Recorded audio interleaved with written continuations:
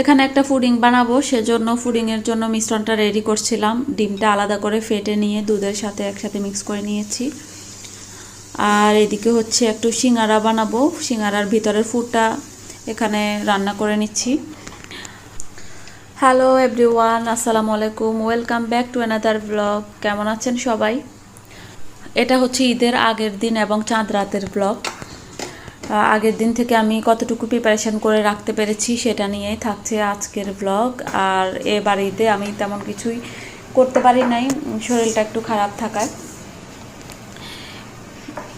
এই যে এখানে হচ্ছে পুডিংয়ের জন্য ক্যারামেলটা সেট করে নিয়েছি, ঠান্ডা হওয়ার জন্য অপেক্ষা করলাম। এখন হচ্ছে মিশ্রণটা এখানে দিয়ে দিব।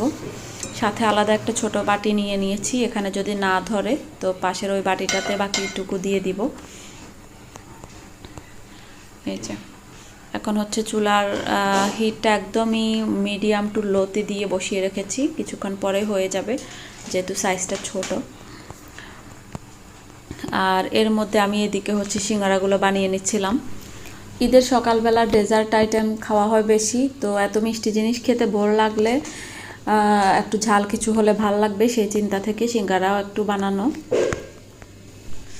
এ ধরনের কাজ একা একা করতে ভালো লাগে না, সাথে যদি কেউ থাকে হেল্প করে অথবা কথা বলার মানুষ থাকে তাহলে একটু ভাল লাগে। তো এই যে এদিকে পুডিংটাও হয়ে এসেছে, বেশি সময় লাগে নাই আসলে, এটা সাইজটা বেশি বড় ছিল না যার কারণে তাড়াতাড়ি হয়ে গেছে স্টিলের পাতিলে দেওয়ার কারণে।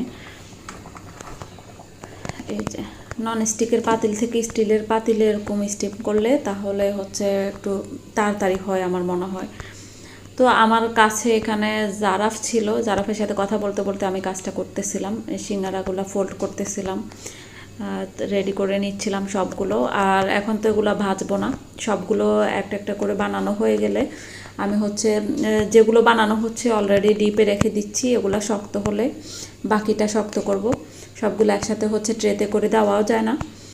সবগুলো যখন একটু শক্ত হয়ে আসবে তখন হচ্ছে আমি একসাথে একটা প্যাকেটে ভরে রেখে দিব ডিপে।